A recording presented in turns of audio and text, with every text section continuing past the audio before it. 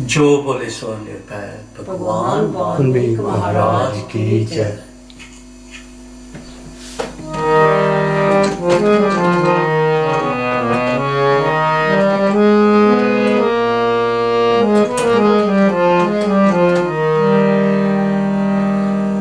मेरी ये हो अर्जोई जी, मेरी ये हो अर्जोई जी, ये हो मेरी अरदास गुरु जी, ये हो मेरी अरदास गुरु जी, मेरी ये हो अर्जोई जी, मेरी ये हो अर्जोई जी, ये हो मेरी अरदास गुरु जी, ये हो मेरी अरदास गुरु जी, होर ना कुछ भी मैं लोड़दा, होर ना कुछ भी मैं लोड़दा, रख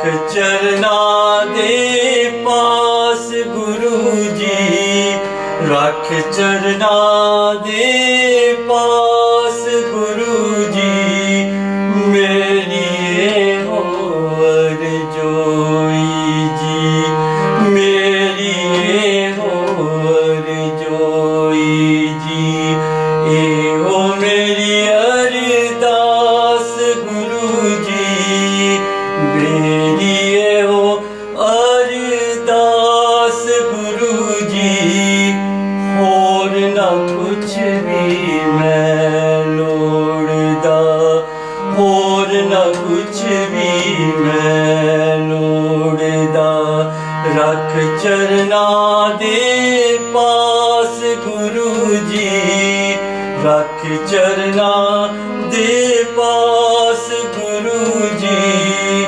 मेरी ये हो अर्जोई जी।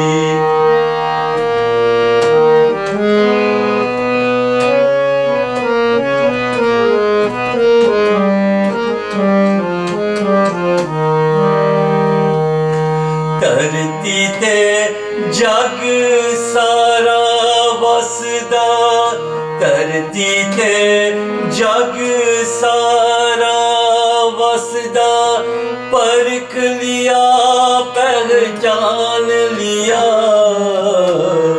धरती ते जग सारा वसदा, परख लिया पहचान लिया, सच्चा साथी कोई नहीं थे, सच्चा साथी कोई नहीं थे, गुरु जी हुण मैं जान लिया, गुरु जी हुण मैं जान लिया, दर तेरे ते शीश झुका के, दर तेरे ते शीश झुका के, तर के दिल विच आस गुरु जी, तर के दिल विच आस गुरु जी, मेरी ये हो अर्जोई जी, मेरी ये हो अर्जोई जी।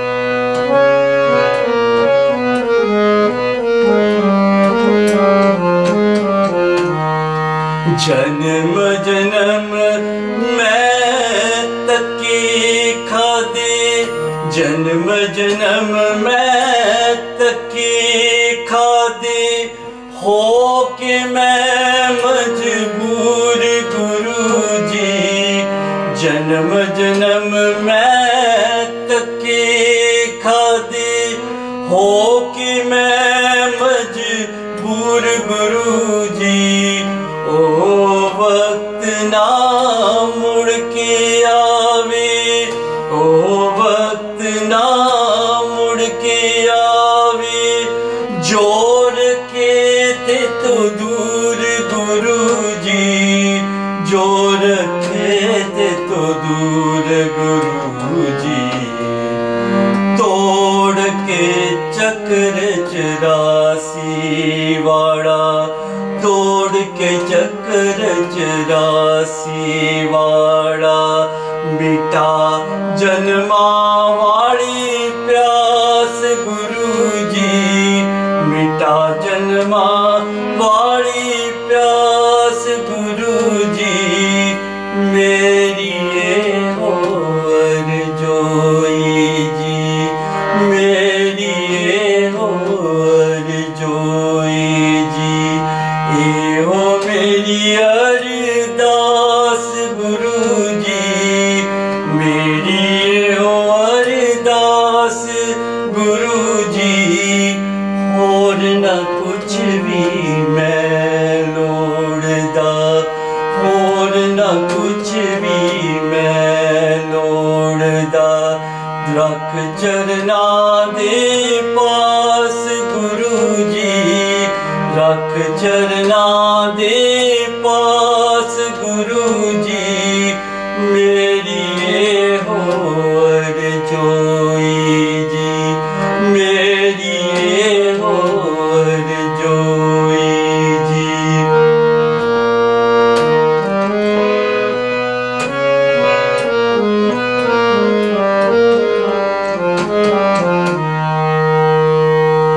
बदल जांदे ने सब इरादे, बदल जांदे ने सब इरादे।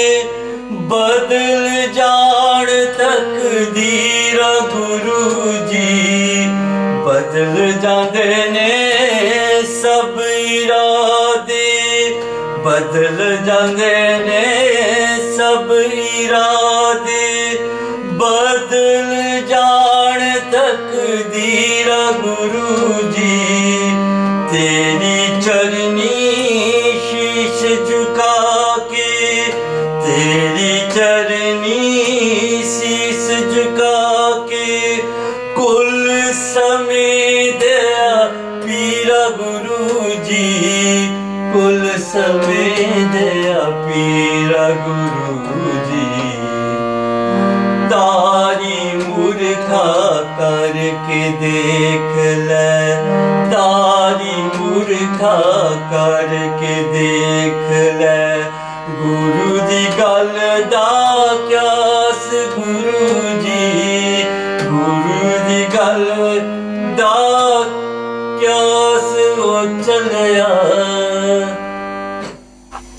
गुरु प्यारी साध संगत जी, भगवान वाल्मीकि जी की जय। जय गुरुदेव, धन गुरुदेव। ਆਪਾਂ ਭਾਈ ਸਾਹਿਬ ਜੀ ਭਾਈ ਉਮਰ ਕਲਿਆਣ ਜੀ ਪਾਸੋਂ ਸ਼ਬਦ ਸਰਵਣ ਕੀਤਾ। ਮੇਰੀ ਇਹੋ ਅਰਜ਼ੋਈ ਗੁਰੂ ਜੀ, ਇਹੋ ਮੇਰੀ ਅਰਦਾਸ। ਭਾਈ ਸਾਹਿਬ ਜੀ ਨੇ ਜ਼ਿਕਰ ਕੀਤਾ ਕਿ ਉਸ ਨੂੰ ਦੁਨੀਆ ਦੀ ਕੋਈ ਵੀ ਹੋਰ ਵਸਤੂ ਨਹੀਂ ਚਾਹੀਦੀ। ਫਿਰ ਕੀ ਚਾਹੀਦਾ? ਸਿਰਫ ਉਸ ਮਾਲਕ ਦੀ ਓਟ ਕਹਿ ਲਓ, ਉਸ ਮਾਲਕ ਦਾ ਆਸਰਾ ਕਹਿ ਲਓ, ਉਸ ਮਾਲਕ ਦੀ ਪਨਾਹ ਕਹਿ ਲਓ, ਜਾਂ ਫਿਰ ਉਸ ਮਾਲਕ ਦੀ ਸ਼ਰਨ ਕਹਿ ਲਓ। ਇੱਕੋ ਹੀ ਸ਼ਬਦ ਦੇ ਵੱਖਰੇ ਵੱਖਰੇ ਨਾਮ ਆਖੇ ਜਾ ਸਕਦੇ ਹਨ। ਜੇਕਰ ਆਪਾਂ ਖੁੱਲੇ ਦਿਲ ਨਾਲ ਵਿਚਾਰ ਕਰਕੇ ਦੇਖੀਏ ਜਾਂ ਕਿਸੇ ਵੀ ਧਰਮ ਦੀ ਬਾਣੀ ਦੀ ਖੋਜ ਕਰ ਲਈਏ ਤਾਂ ਆਪਾਂ ਨੂੰ ਹਰੇਕ ਧਰਮ ਵਿੱਚ ਸਾਂਝੇ ਅਸੂਲ ਜਾਂ ਸਿਧਾਂਤ ਕੰਮ ਕਰਦੇ ਨਜ਼ਰ ਆਉਣਗੇ। ਜਿਸ ਤਰ੍ਹਾਂ ਹਰੇਕ ਧਰਮ ਦੇ ਅੰਦਰ ਨੇਕੀ ਦੀ ਗੱਲ ਕੀਤੀ ਜਾਂਦੀ ਅਤੇ ਬੁਰਾਈਆਂ ਨੂੰ ਛੱਡਣ ਵਾਸਤੇ ਆਖਿਆ ਜਾਂਦਾ। ਸਚਾਈ ਦਾ ਜ਼ਿਕਰ ਹਰੇਕ ਧਰਮ ਨੇ ਕੀਤਾ। ਆਚਰਣ ਦੀ ਪਵਿੱਤਰਤਾ ਦੀ ਗੱਲ ਕਰ ਲਓ, ਇਸ ਉੱਪਰ ਹਰੇਕ ਧਰਮ ਪਹਿਰਾ ਦੇ ਰਿਹਾ। ਇਸੇ ਤਰ੍ਹਾਂ ਹੀ ਨਿਮਰਤਾ, ਸਹਿਨਸ਼ੀਲਤਾ, ਖਿਮਾ ਕਰਨਾ ਜਾਂ ਫਿਰ ਕਿਸੇ ਨੂੰ ਮਾਫ ਕਰਨਾ ਦੀ ਗੱਲ ਹਰੇਕ ਧਰਮ ਦੇ ਪਿਲਰ ਜਾਂ ਥੰਮ ਆਖੇ ਜਾ ਸਕਦੇ ਹਨ।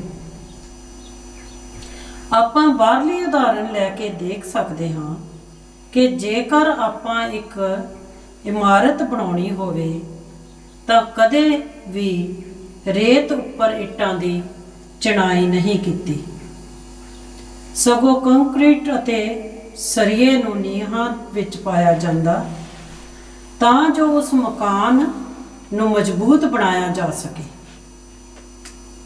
ਸਬਰ ਅਤੇ ਸ਼ੁਕਰ ਵੀ ਹਰੇਕ ਧਰਮ ਦੀ ਬਾਣੀ ਦਾ ਹਿੱਸਾ ਆਖਿਆ ਜਾ ਸਕਦਾ। ਹੱਕ ਹਲਾਲ ਦੀ ਕਮਾਈ ਨੂੰ ਹਰੇਕ ਧਰਮ ਨੇ ਆਪਣੀ ਬਾਣੀ ਵਿੱਚ ਪਹਿਲ ਦਿੱਤੀ। ਮੈਨੂੰ ਇੱਕ ਵਾਰਤਾਲਾਪ ਯਾਦ ਆ ਗਈ ਹੱਕ ਹਲਾਲ ਦੀ ਕਮਾਈ ਬਾਰੇ ਕਿ ਜੇਕਰ ਇਨਸਾਨ ਦੇ ਮਨ ਵਿੱਚ ਵਿਚਾਰ ਵੀ ਦੂਸਰੇ ਦੀ ਕਮਾਈ ਬਾਰੇ ਆ ਗਿਆ ਤਾਂ ਫਿਰ ਇਹ ਇਨਸਾਨ ਪਰਮਾਰਥ ਵਿੱਚ ਸੈਂਕੜੇ ਕੋ ਪਿੱਛੇ ਚਲਾ ਜਾਵੇਗਾ। ਮਹਾਰਾਸ਼ਟਰ ਦੇ ਅੰਦਰ ਇੱਕ ਪੂਰਨ ਮਹਾਤਮਾ ਹੋਏ ਹਨ ਜਿਨ੍ਹਾਂ ਦਾ ਨਾਂ ਸੀ ਸੰਤ ਤੁਕਾਰਾਮ ਜੀ। ਮਾਲਕ ਦੀ ਬੰਦਗੀ ਕਰਨ ਵਾਲੇ ਸਨ। ਪੁਰਾਣੇ ਜ਼ਮਾਨੇ ਵਿੱਚ ਆਪਾਂ ਨੂੰ ਪਤਾ ਹੈ ਕਿ ਇਸ ਤਰ੍ਹਾਂ ਦੇ ਬਾਥ ਜਾਂ ਸ਼ਾਵਰ ਇਸ਼ਨਾਨ ਕਰਨ ਲਈ ਨਹੀਂ ਸਨ ਹੋਇਆ ਕਰਦੇ ਜਿਸ ਤਰ੍ਹਾਂ ਦੇ ਅੱਜ ਹਨ। ਲੋਕ ਇਸ਼ਨਾਨ ਕਰਨ ਲਈ ਨਦੀ ਜਾਂ ਦਰਿਆ ਦੇ ਪਾਣੀ ਨੂੰ ਵਰਤੋਂ ਵਿੱਚ ਲਿਆਇਆ ਕਰਦੇ ਸਨ। ਨੇਮ ਅਨੁਸਾਰ ਇਹ ਵੀ ਹਰ ਰੋਜ਼ ਨਦੀ ਉੱਪਰ ਇਸ਼ਨਾਨ ਕਰਨ ਜਾਇਆ ਕਰਦੇ ਸਨ। ਇੱਕ ਦਿਨ ਜਦੋਂ ਇਹ ਇਸ਼ਨਾਨ ਕਰਕੇ ਵਾਪਸ ਆ ਰਹੇ ਸਨ ਤਾਂ ਸੰਤ ਤੁਕਾਰਾਮ ਜੀ ਦੀ ਪਤਨੀ ਇਹਨਾਂ ਤੋਂ ਕੁਝ ਫਾਸਲੇ ਤੇ ਇਹਨਾਂ ਦੇ ਮਗਰ ਆ ਰਹੀ ਸੀ। ਸੰਤ ਤੁਕਾਰਾਮ ਜੀ ਲਿਖਦੇ ਹਨ ਕਿ ਇਹਨਾਂ ਨੇ ਰਸਤੇ ਵਿੱਚ ਇੱਕ ਸੋਨੇ ਦੇ ਹਾਰ ਨੂੰ ਪਿਆ ਦੇਖਿਆ ਜੋ ਕਿਸੇ ਦਾ ਨਦੀ ਤੇ ਇਸ਼ਨਾਨ ਕਰਦੇ ਸਮੇਂ ਡਿੱਗ ਪਿਆ ਹੋਵੇਗਾ। ਸੰਤ ਤੁਕਾਰਾਮ ਜੀ ਦੇ ਦੱਸਣ ਅਨੁਸਾਰ ਇਹਨਾਂ ਨੇ ਰੇਤਾ ਨੂੰ ਆਪਣੇ ਪੈਰ ਨਾਲ ਕੁਝ ਪਾਸੇ ਕੀਤਾ ਅਤੇ ਉਸ ਸੋਨੇ ਦੇ ਹਾਰ ਨੂੰ ਮਿੱਟੀ ਵਿੱਚ ਦਬਾ ਦਿੱਤਾ। ਸੰਤ ਤੁਕਾਰਾਮ ਜੀ ਦੀ ਪਤਨੀ ਨੇ ਵੀ ਇਸ ਦ੍ਰਿਸ਼ ਨੂੰ ਦੇਖਿਆ ਅਤੇ ਆਵਾਜ਼ ਦਿੱਤੀ। ਗੁਰਮੁਖ ਪਿਆਰਿਓ, ਬੜੀ ਵਿਚਾਰ ਕਰਨ ਵਾਲੀ ਗੱਲ ਹੈ। ਕੀ ਫਰਮਾਇਆ ਸੰਤ ਤੁਕਾਰਾਮ ਜੀ ਦੀ ਪਤਨੀ ਧਰਮ ਪਤਨੀ ਨੇ? ਉਹਨਾਂ ਨੇ ਫਰਮਾਇਆ, ਮਹਾਤਮਾ ਜੀ, ਮਿੱਟੀ ਉੱਤੇ ਮਿੱਟੀ ਪਾਉਣ ਦਾ ਕੀ ਫਾਇਦਾ? ਸੰਤ ਤੁਕਾਰਾਮ ਜੀ ਲਿਖਦੇ ਹਨ ਕਿ ਉਹਨਾਂ ਦੀਆਂ ਅੱਖਾਂ ਵਿੱਚ ਅਥਰੂ ਆ ਗਏ ਅਤੇ ਆਖਿਆ, ਤੂੰ ਪਰਮਾਰਥ ਵਿੱਚ ਮੇਰੇ ਨਾਲੋਂ ਕੋਹਾਂ ਦੂਰ ਅੱਗੇ ਨਿਕਲ ਗਈ। ਅੱਗੇ ਕਿਉਂ ਨਿਕਲ ਗਈ? ਸੰਤ ਤੁਕਾਰਾਮ ਜੀ ਲਿਖਦੇ ਹਨ ਕਿ ਸੋਨਾ ਪਰਾਇਆ ਧਨ ਜ਼ਰੂਰ ਸੀ, ਪਰ ਮੇਰੀ ਨਜ਼ਰ ਨੇ ਉਸ ਨੂੰ ਸੋਨਾ ਦੇਖਿਆ, ਪਰ ਤੇਰੀ ਨਜ਼ਰ ਨੇ ਉਸ ਸੋਨੇ ਨੂੰ ਵੀ ਮਿੱਟੀ ਹੀ ਦੇਖਿਆ। ਇਸ ਕਰਕੇ ਹੱਕ ਹਲਾਲ ਦੀ ਕਮਾਈ ਉੱਪਰ ਹਰੇਕ ਧਰਮ ਪਹਿਰਾ ਦੇ ਰਿਹਾ। ਗੁਰਮੁਖ ਪਿਆਰਿਓ, ਆਪਾਂ ਦਾਅਵੇ ਨਾਲ ਇਹ ਗੱਲ ਆਖ ਸਕਦੇ ਹਾਂ ਕਿ ਸੰਸਾਰ ਦੇ ਕਿਸੇ ਵੀ ਧਰਮ ਨੇ ਨਫ਼ਰਤ, ਈਰਖਾ, ਨਿੰਦਿਆ ਚੁਗਲੀ ਦੀ ਇਜਾਜ਼ਤ ਨਹੀਂ ਦਿੱਤੀ।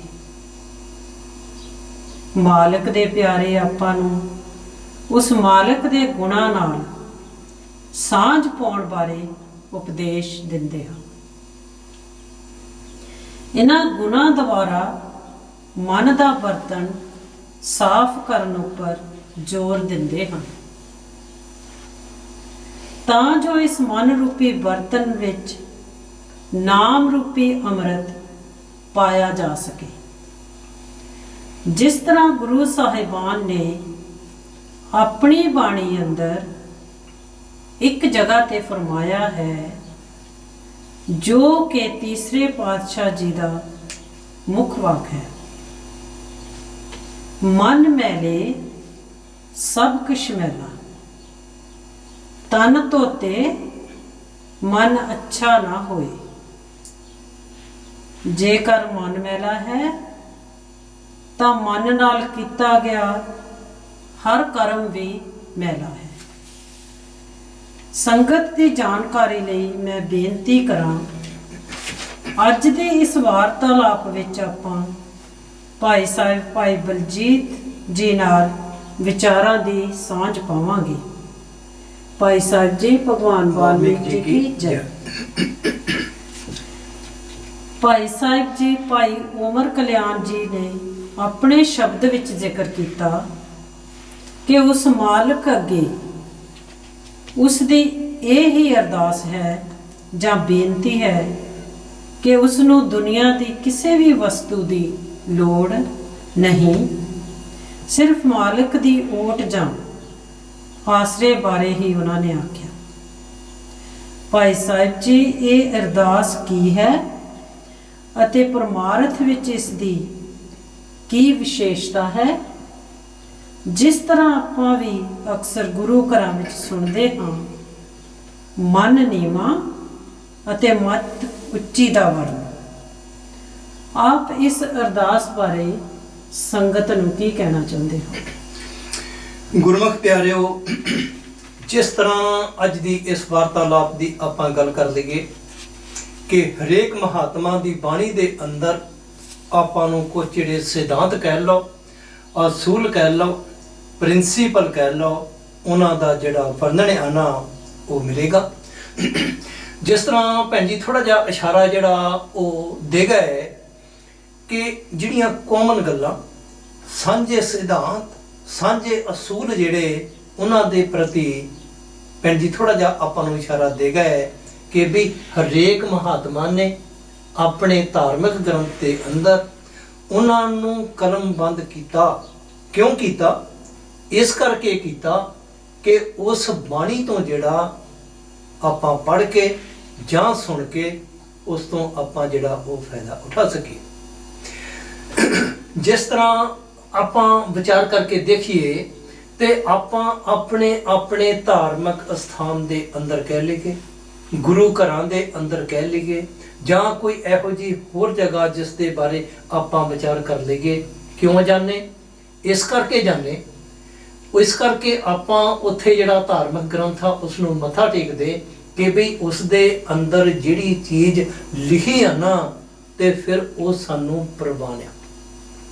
ਜੇਕਰ ਆਪਾਂ ਉਸ ਚੀਜ਼ ਨੂੰ ਮੰਨਿਆ ਹੀ ਨਹੀਂ ਤੇ ਫਿਰ ਸਤਿਗੁਰੂ ਕਬੀਰ ਸਾਹਿਬ ਮਹਾਰਾਜ ਜੀ ਦੇ ਲਿਖਣ ਅਨੁਸਾਰ ਇਹ ਜਿਹੜਾ ਮੱਥਾ ਟੇਕਣਾ ਇਹ ਇੱਕ ਵਿਖਾਵਾ ਹੋਵੇਗਾ।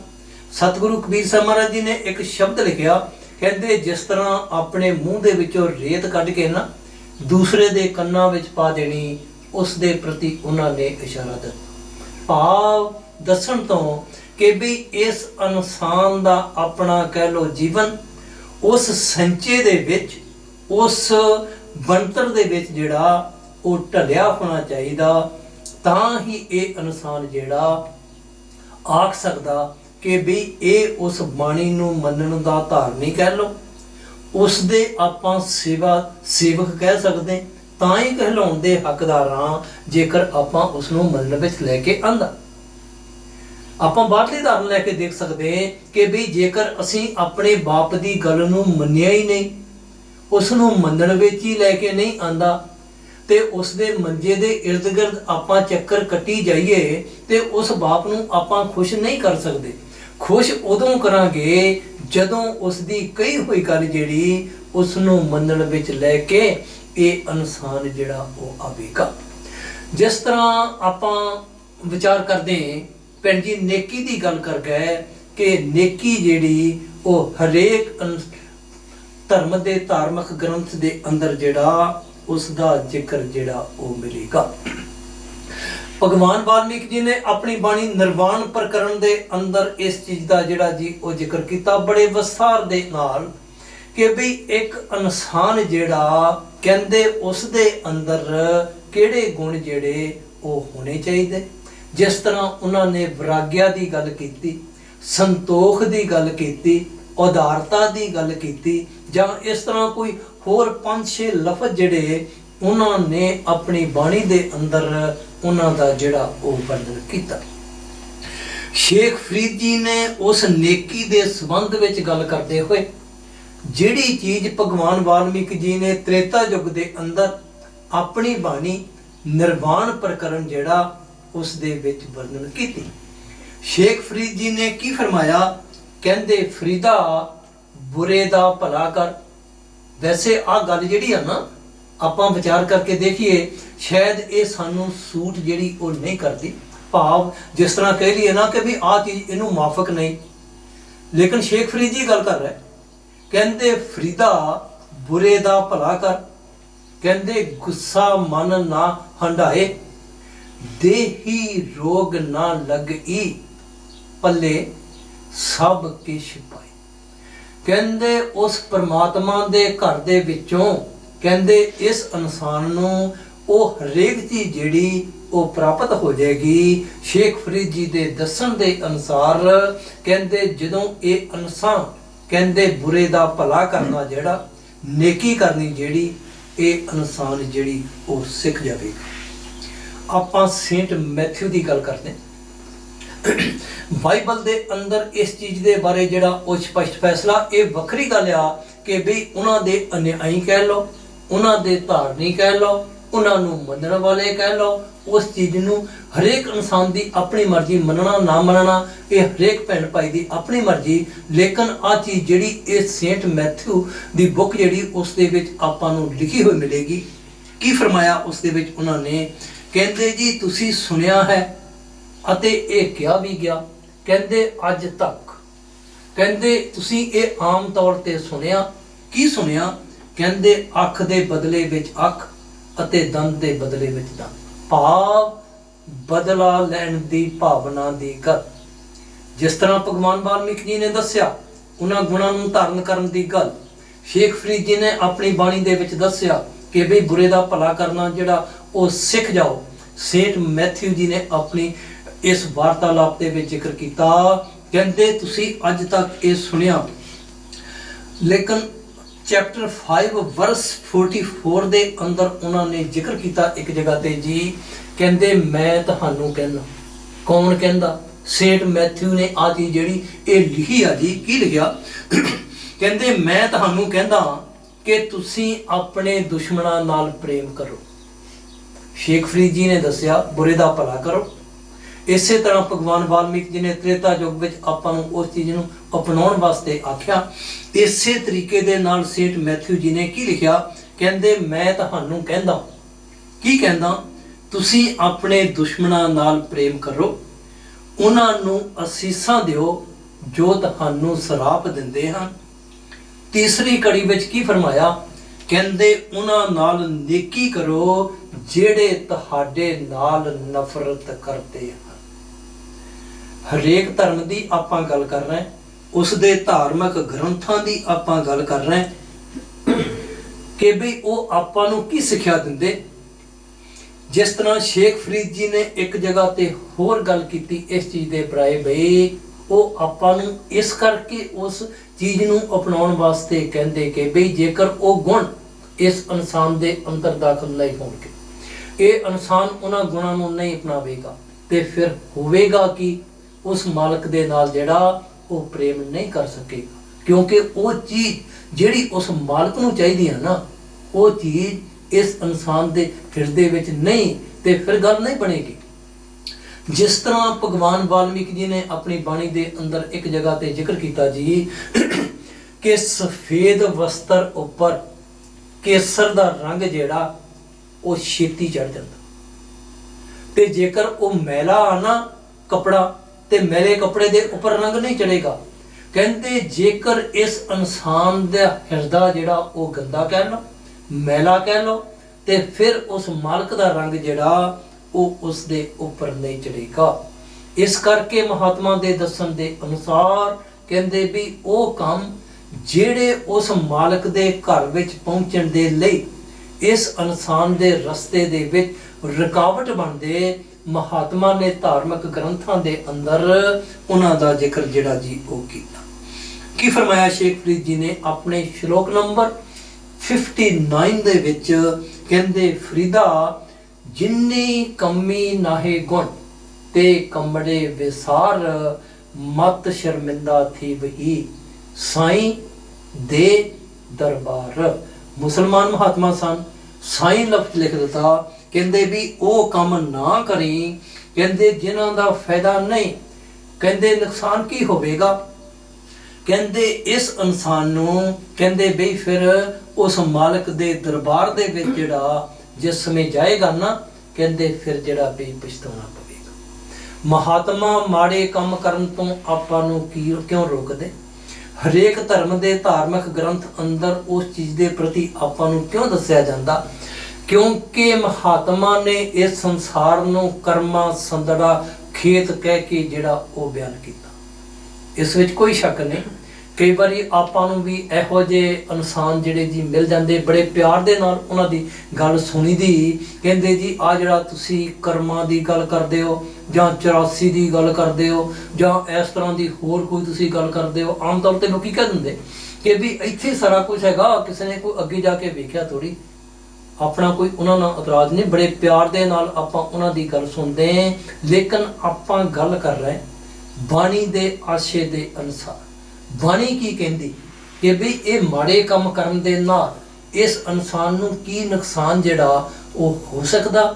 ਸ਼ੇਖ ਫਰੀਦ ਜੀ ਨੇ ਆਪਣੀ ਬਾਣੀ ਦੇ ਅੰਦਰ ਜਿਸ ਤਰ੍ਹਾਂ ਆਪਾਂ ਨੂੰ ਸਮਝਾਇਆ, ਇਸੇ ਤਰ੍ਹਾਂ ਜਿਸ ਤਰ੍ਹਾਂ ਬਾਈਬਲ ਦੇ ਅੰਦਰ ਆਪਾਂ ਪੜ੍ਹਦੇ ਹਾਂ ਜੀ, as you so shell you reap. ਕਹਿੰਦੇ ਜਿਸ ਤਰ੍ਹਾਂ ਦਾ ਬੀਜ ਇਹ ਇਨਸਾਨ ਬੀਜੇਗਾ, ਕਹਿੰਦੇ ਉਸ ਦੀ ਫਸਲ ਇਕੱਠੀ ਕਰਨ ਵਾਸਤੇ ਇਸ ਇਨਸਾਨ ਨੂੰ ਇਸ ਦੁਨੀਆ ਦੇ ਅੰਦਰ ਜਿਹੜਾ ਉਹ ਆਉਣਾ ਪਵੇਗਾ। ਮੈਂ ਥੋੜੀ ਜਿਹੀ ਬੇਨਤੀ ਕਰਾਂ, ਕਿਉਂਕਿ ਆਪਾਂ ਕੋਈ 3 ਪ੍ਰਮਾਣ ਜਿਹੜੇ ਉਹ ਗੁਰਬਾਣੀ ਦੇ ਵਿੱਚੋਂ ਇਹੋ ਜਿਹੇ ਲਵਾਂਗੇ ਕਿ ਵੀ ਕੀ ਇਹ ਇਨਸਾਨ ਨੂੰ ਕੋਈ ਅਖੀਰਲੇ ਸਮੇਂ ਤੇ ਪੁੱਛਣ ਵਾਲਾ ਵੀ ਹੈਗਾ। ਜਿਸ ਤਰ੍ਹਾਂ ਮੈਂ ਬੇਨਤੀ ਕੀਤੀ ਕਿ ਕਈ ਵਾਰੀ ਇਹੋ ਜਿਹੇ ਇਨਸਾਨ ਆਪਾਂ ਨੂੰ ਮਿਲ ਜਾਂਦੇ ਜਿਹੜੇ ਕਹਿੰਦੇ ਜੀ ਕਿ ਕਿਸੇ ਨੇ ਕੁਝ ਵੇਖਿਆ ਵੀ ਆ, ਸਾਰੀ ਜ਼ਿੰਦਗੀ ਜੋ ਮਰਜ਼ੀ ਕਰੀ ਜੋ, ਅਖੀਰਲੇ ਸਮੇਂ ਤੇ ਗ੍ਰੰਥੀ ਸਾਹਿਬਾਨ ਪਾਠੀ ਸਾਹਿਬਾਨ ਨੇ ਕਰ ਦੇਣੀ ਅਰਦਾਸ ਤੇ ਇਸ ਇਨਸਾਨ ਨੇ ਸਿੱਧਾ ਹੀ ਉਸ ਮਾਲਕ ਦੇ ਘਰ ਵਿੱਚ ਜਿਹੜਾ ਪਹੁੰਚ ਜਾਣਾ। ਬਾਣੀ ਕਹਿੰਦੀ ਨਹੀਂ ਪਹੁੰਚ ਸਕੇਗੀ। ਕੀ ਫਰਮਾਇਆ ਸ਼ੇਖ ਫਰੀਦ ਜੀ ਦੀ ਆਪਾਂ ਗੱਲ ਕਰ ਰਹੇ। ਉਹਨਾਂ ਨੇ ਆਪਣੀ ਬਾਣੀ ਦੇ ਅੰਦਰ ਇੱਕ ਜਗ੍ਹਾ ਤੇ ਜ਼ਿਕਰ ਕੀਤਾ ਜੀ, ਇਸ ਕਰਮਾਂ ਦੇ ਪ੍ਰਤੀ ਕਿਉਂ ਜਿਹੜੇ ਉਹ ਮਾੜੇ ਕੰਮ ਜਿਹੜੇ ਉਹ ਨਹੀਂ ਕਰਨੇ। ਕਹਿੰਦੇ ਫਰੀਦਾ ਲੋੜੇ ਦਾਖ ਬਿਜ ਉਰੀਆਂ ਕਿੱਕਰ ਬੀਜੇ ਜੱਟ ਹੰਡੇ ਉਨ ਕਤਾਇਂਦਾ ਪੈਂਦਾ ਲੋੜੇ ਪੱਟ। ਕਹਿੰਦੇ ਬਈ ਇਹ ਮਾਲਕ ਦਾ ਕਾਨੂੰਨ ਕਹਿ ਲਓ, ਇਸ ਨੂੰ ਆਪਾਂ ਚੇਂਜ ਨਹੀਂ ਕਰ ਸਕਦੇ, ਬਦਲ ਨਹੀਂ ਸਕਦੇ। ਫਰੀਦ ਜੀ ਨੇ ਆਪਣੀ ਬਾਣੀ ਦੇ ਅੰਦਰ ਫਰਮਾਇਆ, ਕਹਿੰਦੇ ਇੱਕ ਕਿਸਾਨ ਭਰਾ, ਜੱਟ ਤੋਂ ਭਾਵ ਇੱਥੇ ਇੱਕ ਕਿਸਾਨ ਜੋ ਕਿ ਖੇਤੀ ਕਰਦਾ, ਉਸ ਦੀ ਗੱਲ ਕਰ ਰਿਹਾ। ਕਹਿੰਦੇ ਜਿਸ ਤਰ੍ਹਾਂ ਇੱਕ ਕਿਸਾਨ ਭਰਾ ਕੀ ਕਰਦਾ ਕਿ ਕਹਿੰਦੇ ਕਿੱਕਰਾਂ ਬੀਜ ਰਿਹਾ ਤੇ ਉਹ ਆਸ ਲਾਈ ਬੈਠੇ ਕਿ ਜੀ ਬੰਜੌਰ ਦੇਸ਼ ਦਾ ਇੱਕ ਫਰੂਟ ਜਿਸ ਨੂੰ ਦਾਖ ਕਹਿੰਦੇ ਉਹ ਉਸ ਨੂੰ ਪ੍ਰਾਪਤ ਹੋ ਜਾਣਗੀਆਂ। ਤੇ ਸ਼ੇਖ ਫਰੀਦ ਜੀ ਕਹਿੰਦੇ ਮੰਨਿਆ ਨਹੀਂ ਜਾ ਸਕਦਾ। ਕਹਿੰਦੇ ਦੂਸਰੀ ਕੜੀ ਵਿੱਚ ਹੰਡੇ ਉਨ ਕਤਾਇਂਦਾ, ਆਪਾਂ ਨੂੰ ਪਤਾ ਕਹਿੰਦੇ ਇੱਕ ਜਿਸ ਤਰ੍ਹਾਂ ਬੀਬੀਆਂ ਕੀ ਕਰਦੀਆਂ ਜੀ ਕਿ ਉਹ ਉਨ ਕੱਤਦੀਆਂ ਜਾਂ ਵੇਲਦੀਆਂ, ਆਪਾਂ ਨੂੰ ਪਤਾ ਕਿ ਉਨ ਜਿਹੜੀ ਉਹ ਖੁਰਦਰੀ, ਜੇਕਰ ਉਹ ਉਨ ਕੱਤ ਰਹੀਆਂ ਤੇ ਇਸ ਚੀਜ਼ ਦੀ ਆਸ ਲਾਉਣ ਕਿ ਵੀ ਉਹਨਾਂ ਨੂੰ ਪੱਟ ਤੋਂ ਭਾਵ ਰੇਸ਼ਮ ਆਪਾਂ ਨੂੰ ਪਤਾ ਮੁਲਾਇਮ ਆ, ਕਹਿੰਦੇ ਉਹ ਚੀਜ਼ ਪ੍ਰਾਪਤ ਹੋ ਜਾਵੇ, ਸ਼ੇਖ ਫਰੀਦ ਜੀ ਦੇ ਦੱਸਣ ਅਨੁਸਾਰ ਨਹੀਂ ਹੋ ਸਕਦੀ। ਇੱਕ ਐਗਜ਼ਾਮਪਲ ਆਪਾਂ ਗੁਰੂ ਘਰ ਤੋਂ ਲਵਾਂਗੇ। ਪਹਿਲੇ ਪਾਤਸ਼ਾਹ ਮਹਾਰਾਜ ਜੀ ਦਾ ਮੁੱਖ ਵਾਕਾ ਜੀ, ਉਹਨਾਂ ਨੇ ਆਪਣੀ ਬਾਣੀ ਦੇ ਅੰਦਰ ਜਿਹੜੇ ਸਿੱਖ ਭਰਾ ਵੀ ਇਹ ਗੱਲ ਕਰਦੇ ਜੀ ਕਿ ਕਿਸੇ ਨੇ ਕਦੇ ਕੁਝ ਵੇਖਿਆ ਵੀ ਆ ਬਾਣੀ ਜਿਹੜੀ ਗੁਰੂ ਗ੍ਰੰਥ ਸਾਹਿਬ ਦਾ ਹਿੱਸਾ। ਕੀ ਫਰਮਾਇਆ? ਕਹਿੰਦੇ ਦੱਦੇ ਦੋਸ ਨਾ ਦੇਵ ਕਿਸੇ, ਦੋਸ ਕਰਮਾਂ ਆਪਣਿਆਂ, ਜੋ ਮੈਂ ਕੀਆ ਸੋ ਮੈਂ ਪਾਇਆ, ਦੋਸ ਨਾ ਦੀਜੇ ਅਵਰ ਜਨ। ਵੱਖਰੇ ਵੱਖਰੇ ਮਹਾਤਮਾ ਦੀ ਬਾਣੀ ਚੋਂ ਪ੍ਰਮਾਣ ਲੈਣ ਦੀ ਆਪਾਂ ਗੱਲ ਕਰ ਰਹੇ ਹਾਂ ਕਿ ਇਹ ਅੱਜ ਨਹੀਂ ਕਿ ਕਿਸੇ ਨੇ ਕੋਈ ਨਵਾਂ ਹੀ ਸਿਧਾਂਤ ਜਿਹੜਾ ਖਾਲੀ ਆਪਣੇ ਸਾਹਮਣੇ ਲੈ ਕੇ ਆਂਦਾ, ਨਹੀਂ। ਭਗਵਾਨ ਵਾਲਮੀਕ ਜੀ ਦੇ ਸਮੇਂ ਤੋਂ ਆਪਾਂ ਗੱਲ ਕਰ ਸਕਦੇ ਹਾਂ ਕਿ ਉਸ ਸਮੇਂ ਤੋਂ ਉਹਨਾਂ ਨੇ ਉਸ ਚੀਜ਼ ਨੂੰ ਸਾਡੇ ਸਾਹਮਣੇ ਲੈ ਕੇ ਆਂਦਾ। ਤੇ ਗੁਰੂ ਸਾਹਿਬਾਨ ਨੇ ਕੀ ਫਰਮਾਇਆ? ਕਹਿੰਦੇ ਦੱਦੇ ਦੋਸ਼ ਨਾ ਦੇਵ ਕਿਸੇ, ਕਹਿੰਦੇ ਕਿਸੇ ਨੂੰ ਦੋਸ਼ ਨਹੀਂ ਦਿਆਂਗੇ। ਕਹਿੰਦੇ ਦੋਸ਼ ਕਰਮਾਂ ਆਪਣੇ ਜਿਹੜੇ ਮੈਂ ਕੰਮ ਕੀਤੇ, ਕਹਿੰਦੇ ਦੋਸ਼ ਉਸ ਚੀਜ਼ ਦਾ। ਕਿਉਂ? ਇਸ ਕਰਕੇ ਕਹਿੰਦੇ ਜੋ ਮੈਂ ਕੀਆ ਇਸ ਜ਼ਿੰਦਗੀ ਦੇ ਵਿੱਚ ਜਿਹੜੀ ਚੀਜ਼ ਕੀਤੀ, ਲੋਕਾਂ ਨਾਲ ਧੋਖਾ ਕੀਤਾ, ਠੱਗੀ ਕੀਤੀ, ਬੇਈਮਾਨੀ ਕੀਤੀ, ਜਾਂ ਦੁਨੀਆ ਦੇ ਵਕਾਰ ਜਿਹੜੇ ਉਹਨਾਂ ਨੂੰ ਆਪਣੀ ਜ਼ਿੰਦਗੀ ਦਾ ਹਿੱਸਾ ਬਣਾਇਆ। ਤੇ ਫਿਰ ਗੁਰੂ ਸਾਹਿਬਾਨ ਕਹਿੰਦੇ ਬਈ ਜੋ ਮੈਂ ਕੀਆ ਸੋ ਮੈਂ ਪਾਇਆ, ਦੋਸ ਨਾ ਦੀਜੇ ਅਵਰ ਜਨ। ਇੱਕ ਪ੍ਰਮਾਣ ਆਪਾਂ ਹੋਰ ਲਵਾਂਗੇ, ਕਿਉਂਕਿ ਗੁਰੂ ਗ੍ਰੰਥ ਸਾਹਿਬ ਜਿਸ ਨੂੰ ਆਪਾਂ ਮੱਥਾ ਟੇਕਦੇ ਹਾਂ ਉਸ ਦੇ ਅੰਦਰ ਆ ਚੀਜ਼ ਜਿਹੜੀ ਉਹ ਲਿਖੀ ਹੋਈ। ਪੰਜਵੇਂ ਪਾਤਸ਼ਾਹ ਮਹਾਰਾਜ ਜੀ ਦਾ ਮੁੱਖ ਵਾਕਾ ਜੀ, ਕਹਿੰਦੇ ਪਾਪ ਕਰਿੰਦੜ ਸਰ ਪਰ ਮੁਠੇ। ਸਰ ਪਰ ਕਹਿੰਦੇ ਜਿਸ ਤਰ੍ਹਾਂ ਆਪਾਂ ਕਹਿ ਲਈਏ ਨਾ ਕਿ ਪੱਥਰ ਤੇ ਲਕੀਰ, ਮਹਾਤਮਾ ਕਹਿੰਦੇ ਬਦਲ ਨਹੀਂ ਸਕਦੇ।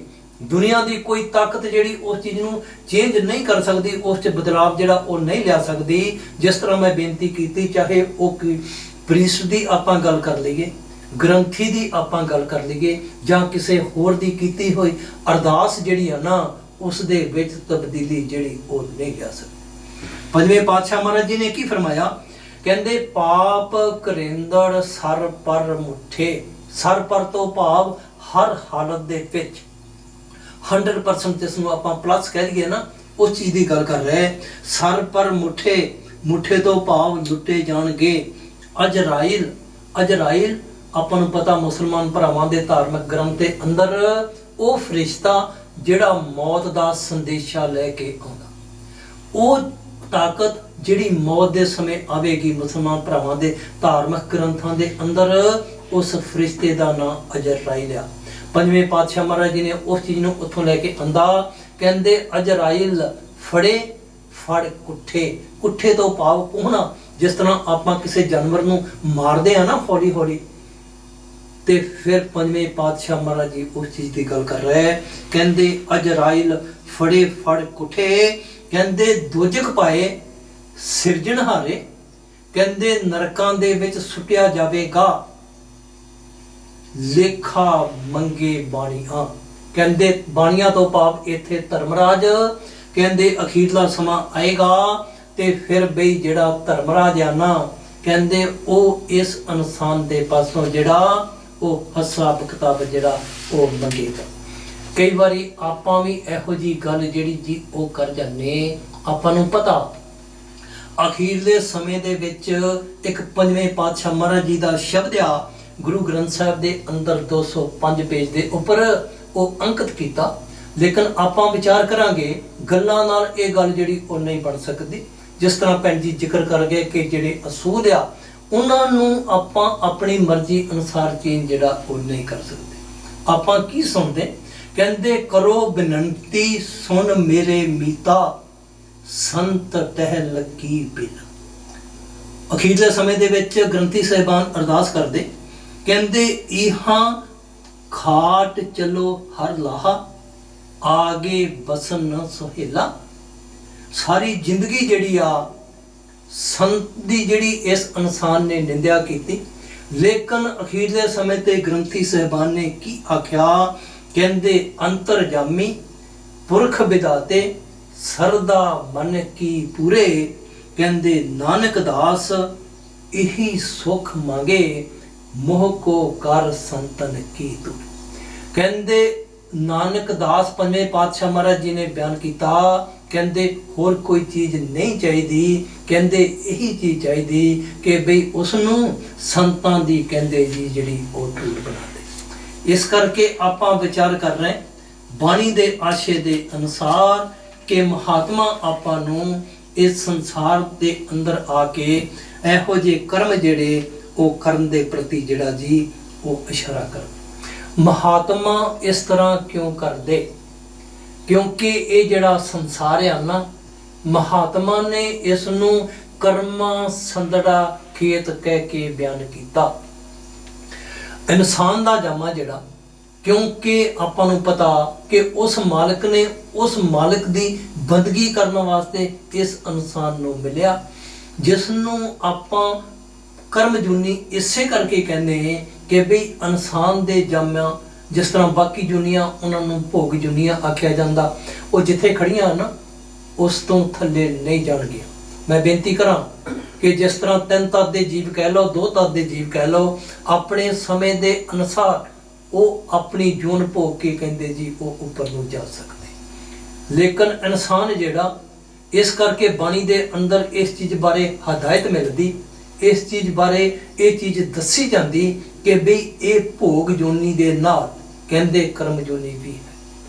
ਮਹਾਤਮਾ ਦੇ ਦੱਸਣ ਦੇ ਅਨੁਸਾਰ ਜੇਕਰ ਇਸ ਇਨਸਾਨ ਨੇ ਬਈ ਮਨੁੱਖ ਜੂਨੀ ਵਿੱਚ ਆ ਕੇ ਜਾਨਵਰਾਂ ਤੋਂ ਘਟੀਆ ਕੰਮ, ਜਿਹੜੇ ਜਾਨਵਰ ਕਰਦੇ ਉਹਨਾਂ ਤੋਂ ਵੀ ਘਟੀਆ ਕੰਮ ਕੀਤੇ, ਤੇ ਫਿਰ ਇਹ ਇਨਸਾਨ ਜਿਹੜਾ ਕਹਿੰਦੇ ਮਨੁੱਖ ਜੂਨ ਤੋਂ ਜਿਹੜਾ ਉਹ ਥੱਲੇ ਆ ਸਕਦਾ। ਸੌਖੇ ਲਫ਼ਜ਼ਾਂ ਵਿੱਚ ਆਪਾਂ ਕੀ ਆਖ ਸਕਦੇ ਕਿ ਇੱਕ ਇਨਸਾਨ ਜਿਹੜਾ ਇਹੋ ਜਿਹੇ ਆਪਾਂ ਕਹਿ ਲਈਏ ਕਿ ਰਾਉਂਡ ਬੋਰਡ ਦੇ ਉੱਪਰ ਖੜਾ, ਜਿੱਥੇ ਇਸ ਦੀ ਆਪਣੀ ਚੋਇਸ ਆ, ਇਹ ਇਨਸਾਨ ਅੱਗੇ ਜਾ ਸਕਦਾ, ਪਿੱਛੇ ਵੀ ਆ ਸਕਦਾ, ਸੱਜੇ ਵੀ ਜਾ ਸਕਦਾ ਔਰ ਖੱਬੇ ਵੀ ਜਿਹੜਾ ਉਹ ਜਾ ਸਕਦਾ। ਲੇਕਿਨ ਉਸ ਚੀਜ਼ ਨੂੰ ਚੁਣਨਾ ਕਹਿ ਲਓ, ਉਸ ਚੀਜ਼ ਦੇ ਪ੍ਰਤੀ ਜਿਹੜਾ ਵਿਚਾਰ ਕਰਨੀ ਕਹਿ ਲਓ, ਬਾਣੀ ਸਿਰਫ ਆਪਾਂ ਨੂੰ ਇਸ ਚੀਜ਼ ਦੇ ਪ੍ਰਤੀ ਜਿਹੜਾ ਉਹ ਇਸ਼ਾਰਾ ਦੇਵੇਗੀ ਕਿ ਮਹਾਤਮਾ ਆਪਾਂ ਨੂੰ ਉਸ ਚੀਜ਼ ਦੇ ਪ੍ਰਤੀ ਜਿਹੜਾ ਉਹ ਇਸ਼ਾਰਾ ਕਰ। ਹਰੇਕ ਧਰਮ ਦੇ ਅੰਦਰ ਜਿਸ ਤਰ੍ਹਾਂ ਆਪਾਂ ਗੱਲ ਕੀਤੀ ਜੀ ਨੇਕੀ ਦੀ ਗੱਲ, ਦੂਸਰੀ ਚੀਜ਼ ਆਪਾਂ ਕਰ ਲਈਏ ਕਿ ਹਰੇਕ ਧਰਮ ਦੇ ਅੰਦਰ ਉਸ ਸੱਚ ਨੂੰ ਜਾਣਨ ਦੀ ਗੱਲ ਜਿਹੜੀ ਉਸ ਦੇ ਪ੍ਰਤੀ ਜਿਹੜਾ ਉਹ ਆਪਾਂ ਨੂੰ ਇਸ਼ਾਰਾ ਮਿਲਦਾ। ਭਗਵਾਨ ਵਾਲਮੀਕ ਜੀ ਨੇ ਆਪਣੀ ਬਾਣੀ ਦੇ ਅੰਦਰ ਸ਼ੁਰੂ ਵਿੱਚ ਜਿਹੜਾ ਮੂਲ ਮੰਤਰ, ਉਸ ਦੇ ਅੰਦਰ ਉਹਨਾਂ ਨੇ ਉਸ ਸੱਚ ਦੀ ਗੱਲ ਕੀਤੀ ਕਿ ਜਿਹੜੀ ਇਸ ਇਨਸਾਨ ਸਤ ਚਿਤ ਆਨੰਦ ਰੂਪ ਆਤਮਾ ਦੀ ਗੱਲ ਕੀਤੀ ਕਿ ਜਿਹੜੀ ਇਸ ਇਨਸਾਨ ਦੀ ਆਤਮਾ ਨਾ, ਇਹ ਉਸ ਸੱਚ ਦੀ ਜਿਹੜੀ ਇਹ ਅੰਸ਼। ਜਿਸ ਤਰ੍ਹਾਂ ਸਤਿਗੁਰੂ ਕਬੀਰ ਸਾਹਿਬ ਮਹਾਰਾਜ ਜੀ ਨੇ ਵੀ ਆਪਣੀ ਬਾਣੀ ਦੇ ਅੰਦਰ ਜ਼ਿਕਰ ਕੀਤਾ, ਕਬੀਰ ਆਤਮ ਅੰਸ਼ ਰਾਮ ਕੀ, ਕਹਿੰਦੇ ਜਿਹੜੀ ਆਤਮਾ ਇਹ ਉਸ ਰਮੀ ਹੋਈ ਤਾਕਤ, ਉਸ ਨੂੰ ਸੱਚ ਕਹਿ ਲਓ, ਇਹ ਕਹਿੰਦੇ ਜੀ ਇਹ ਉਸ ਦੀ ਜਿਹੜੀ ਇਹ ਅੰਸ਼। ਸ਼ੇਖ ਫਰੀਦ ਜੀ ਨੇ ਵੀ ਆਪਣੀ ਬਾਣੀ ਦੇ ਅੰਦਰ ਉਸ ਸੱਚ ਭਾਵ ਉਸ ਪਰਮਾਤਮਾ ਦੀ ਜਿਹੜੀ ਉਹ ਗੱਲ ਕੀਤੀ। ਆਪਾਂ ਨੇਕੀ ਦੀ ਗੱਲ ਕਰ ਰਹੇ, ਉਸ ਸੱਚ ਨੂੰ ਜਾਣਨ ਦੀ ਗੱਲ ਕਰ ਰਹੇ। ਕੀ ਫਰਮਾਇਆ ਸ਼ੇਖ ਫਰੀਦ ਜੀ ਨੇ? ਕਹਿੰਦੇ ਪਰਵਤਗਾਰ ਭਾਵ ਪਾਲਣ ਵਾਲਾ, ਅਪਾਰ ਇੱਕ ਪਾਰ ਹੋ ਗਿਆ ਨਾ, ਜਿਸ ਤਰ੍ਹਾਂ ਆਪਾਂ ਦਰਿਆ ਨੂੰ ਦੂਜਾ ਹਿੱਸਾ ਆਪਾਂ ਕਹਿ ਲਈਏ ਜੀ ਕਿ ਉਹ ਪਾਰ, ਲੇਕਿਨ ਸ਼ੇਖ ਫਰੀਦ ਜੀ ਨੇ ਅਪਾਰ ਲਫ਼ਜ਼ ਵਰਤਿਆ ਕਿ ਉਹ ਮਾਲਕ ਜਿਹੜਾ ਅੱਜ ਤੱਕ ਕੋਈ ਉਸ ਤੱਕ ਨਹੀਂ ਪਹੁੰਚਿਆ, ਭਾਵ ਕਿਸੇ ਨੂੰ ਨਹੀਂ ਪਤਾ ਕਿ ਉਹ ਪਰਮਾਤਮਾ ਜਿਹੜਾ ਉਹ ਕਿਸ ਤਰ੍ਹਾਂ ਦਾ। ਇਸ ਕਰਕੇ ਉਹਨਾਂ ਨੇ ਅਪਾਰ ਲਿਖਿਆ। ਭਗਵਾਨ ਵਾਲਮੀਕ ਜੀ ਨੇ ਆਪਣੀ ਬਾਣੀ ਦੇ ਅੰਦਰ ਅਪਾਰ ਸਮੁੰਦਰ ਦੀ ਗੱਲ ਜਿਹੜੀ ਉਹ ਕੀਤੀ।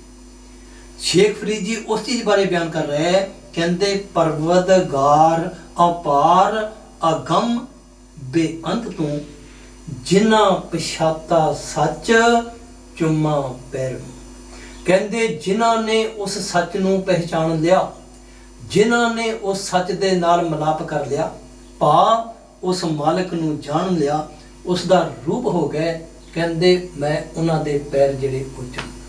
ਮਹਾਤਮਾ ਦੀ ਨਿਮਰਤਾ ਦੇਖੋ, ਉਹਨਾਂ ਦੇ ਗੁਣ ਦੇਖੋ। ਸਤਿਗੁਰੂ ਰਵਿਦਾਸ ਜੀ ਨੇ ਵੀ ਆਪਣੀ ਬਾਣੀ ਦੇ ਅੰਦਰ ਇੱਕ ਜਗ੍ਹਾ ਤੇ ਜ਼ਿਕਰ ਕੀਤਾ, ਕਹਿੰਦੇ ਤੋਹੀ ਮੋਹੀ ਮੋਹੀ ਤੋਹੀ ਅੰਤਰ ਕੈਸਾ। ਕੁੱਲ ਮਾਲਕ ਅਕਾਲ ਪੁਰਖ ਹੁੰਦੇ ਹੋਏ ਕਹਿੰਦੇ ਬਈ ਕਹਿੰਦੇ ਤੇਰੇ ਤੇ ਮੇਰੇ ਵਿੱਚ ਕੋਈ ਫਰਕ ਨਹੀਂ।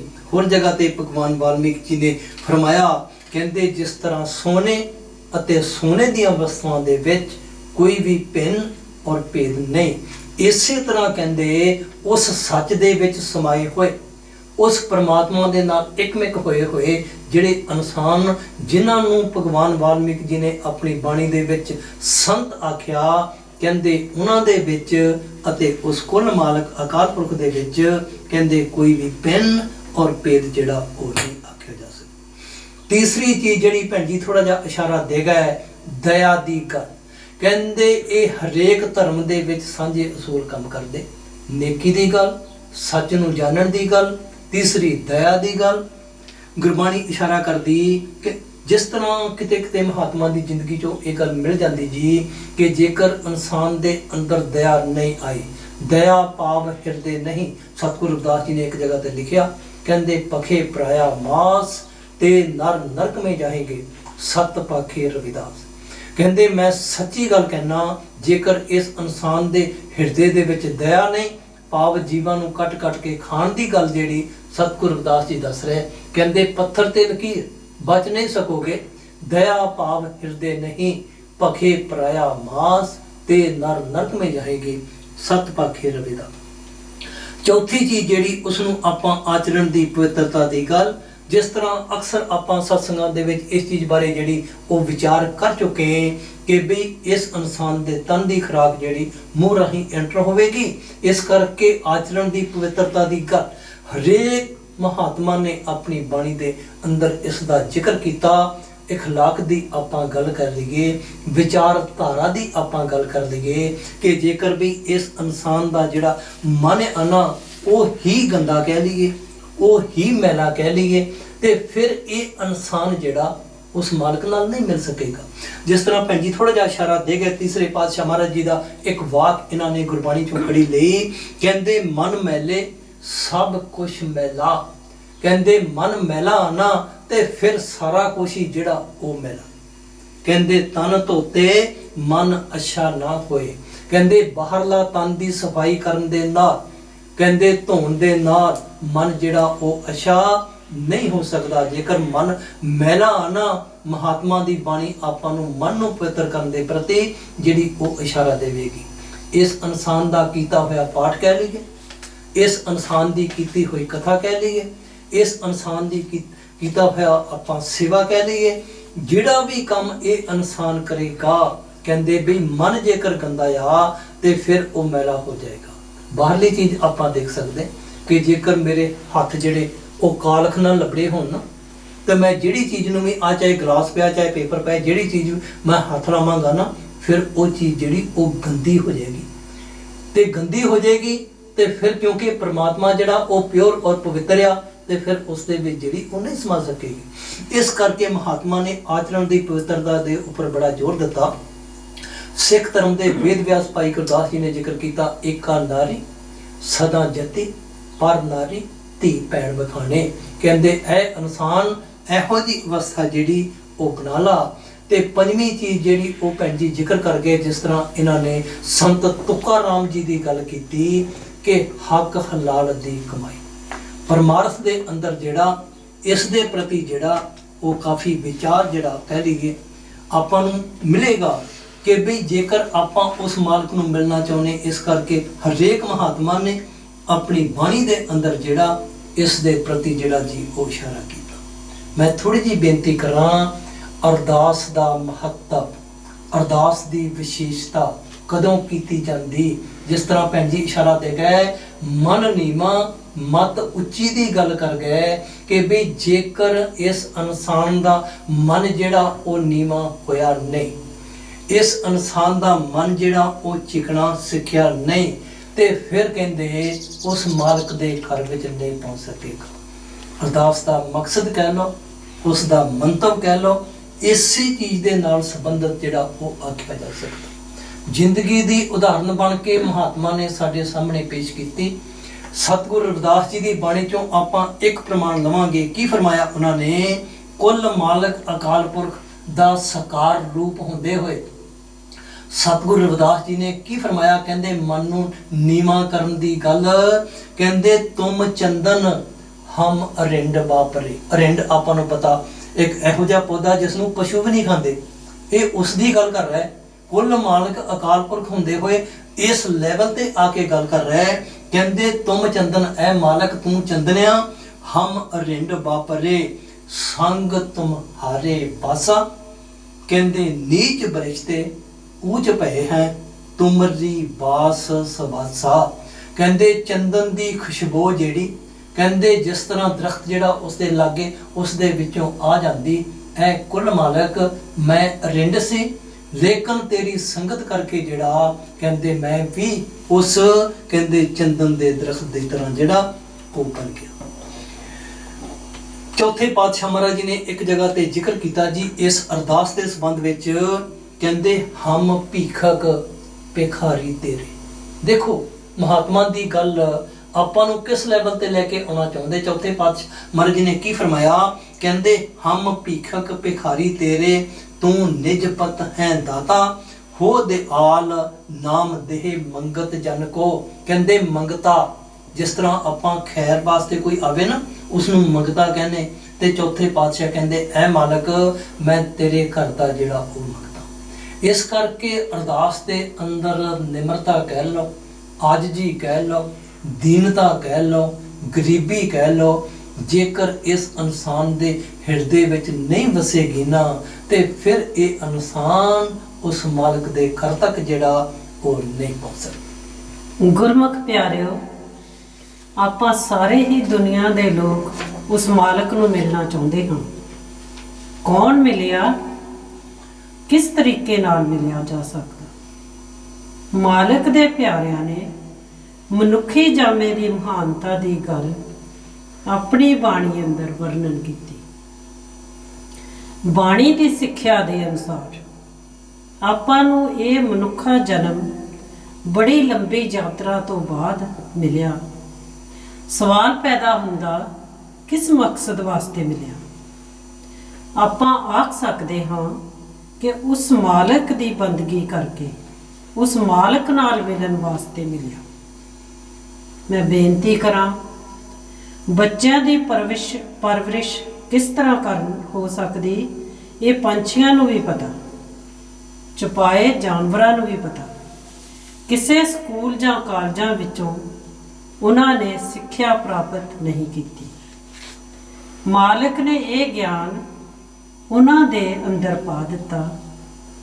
ਆਪਾਂ ਦੇਖਿਆ ਹੋਵੇਗਾ ਕਿ ਕਈ ਪੰਛੀ ਇਸ ਤਰ੍ਹਾਂ ਦੇ ਆਲ ਨੇ ਆਪਣੀ ਚੁੰਝ ਨਾਲ ਬਣਾ ਲੈਂਦੇ ਹਨ ਕਿ ਇਨਸਾਨ ਆਪਣੇ ਹੱਥਾਂ ਨਾਲ ਵੀ ਉਸ ਤਰ੍ਹਾਂ ਦੇ ਨਹੀਂ ਬਣਾ ਸਕਦਾ।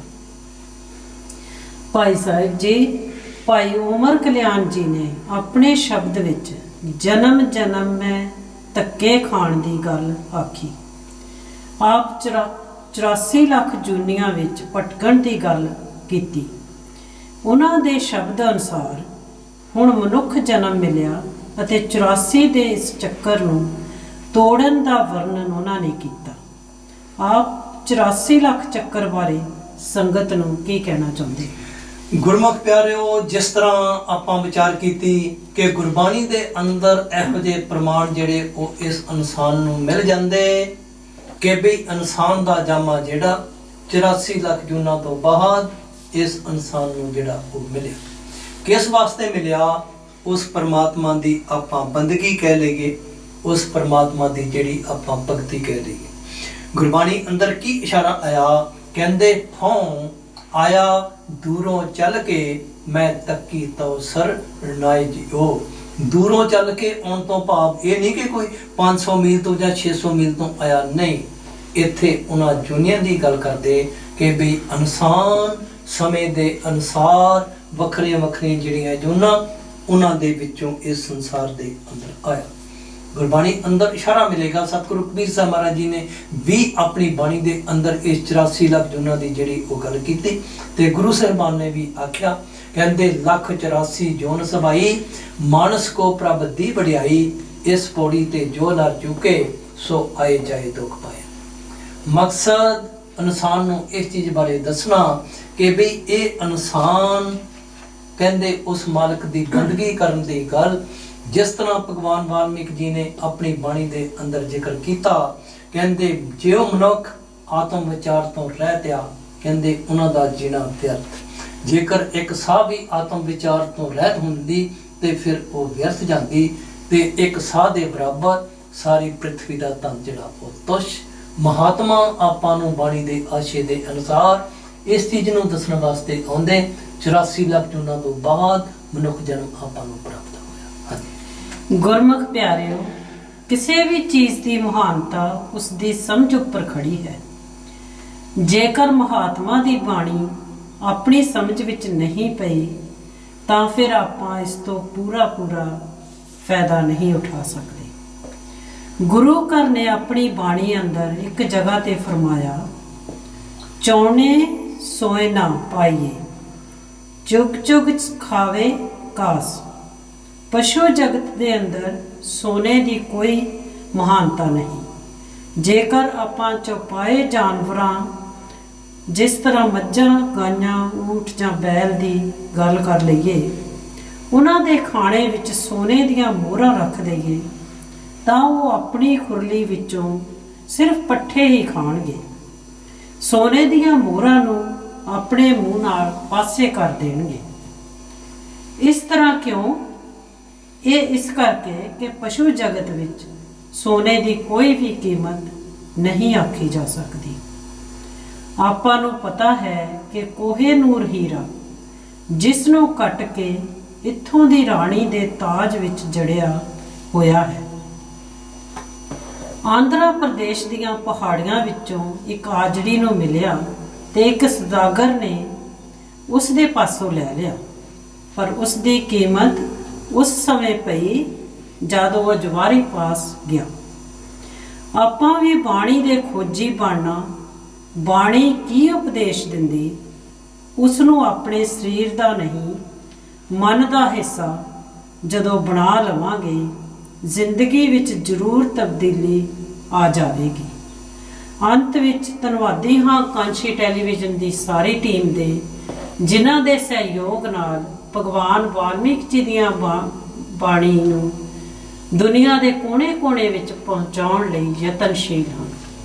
ਭਗਵਾਨ ਵਾਲਮੀਕ ਜੀ ਦੇ ਜੈ ਗੁਰੂਦੇਵ। ਧੰਨਵਾਦ।